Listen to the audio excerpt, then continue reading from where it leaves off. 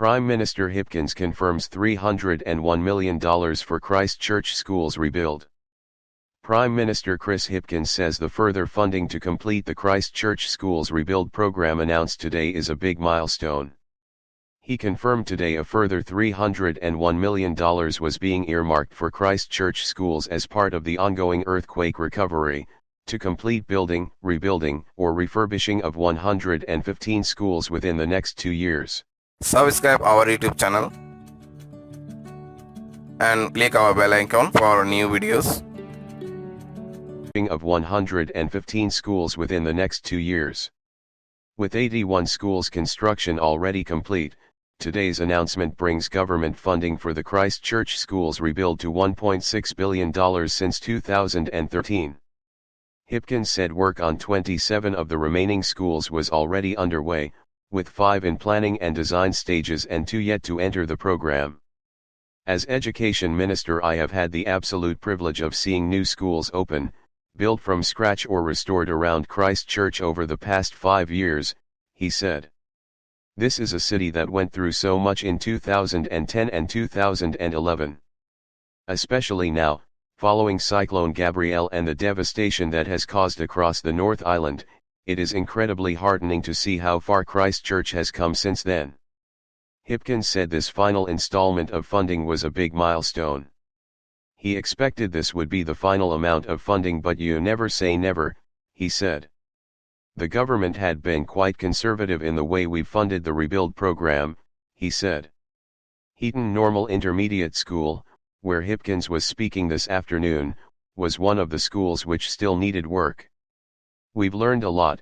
It's been probably the biggest school rebuild and renovation program we've ever undertaken in New Zealand's history. Some of the schools ended up needing more work to bring them up to standard and to give them the type of quality learning environment we want all of our kids and teachers to be able to have. On Friday, the school celebrated the opening of the first set of new classrooms, with Hipkins doing the ribbon-cutting honors. Heaton Normal Intermediate School Principal James Griggs said after 10 years in earthquake-damaged classrooms, it was great to be in state-of-the-art rooms. Classrooms which are warm, dry, healthy, acoustically sound, where lighting has been considered, oxygen levels have been considered, when all those things have been considered in a classroom, and also just having a more pleasant learning environment, it will make a huge difference for our students. Following the Christchurch earthquake, the government at the time initially said it would close 13 schools and merge 18. In the end, 9 schools were closed and 15 schools merged. The Ministry of Education later apologized to Christchurch schools for flaws in the process.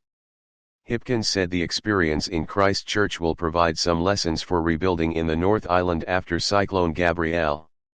There's been some significant damage to some of the schools, and so we will be able to draw on the lessons from the Christchurch experience and making sure that we're getting those schools back up and running as quickly as possible first and foremost, but then also rebuilding so that they're resilient and sustainable and providing the kind of learning environment that we would want them to have in the future.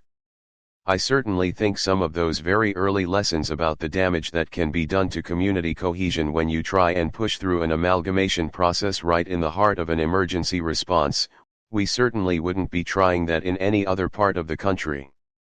There are lessons just in the way we managed the construction process.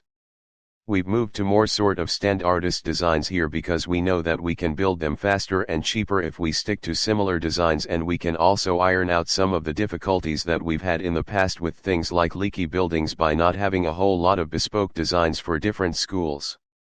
Emergency response, we certainly wouldn't be trying that in any other part of the country. There are lessons just in the way we managed the construction process. We've moved to more sort of standardist designs here because we know that we can build them faster and cheaper if we stick to similar designs, and we can also iron out some of the difficulties that we've had in the past with things like leaky buildings by not having a whole lot of bespoke designs for different schools. Subscribe our YouTube channel and click our bell icon for new videos.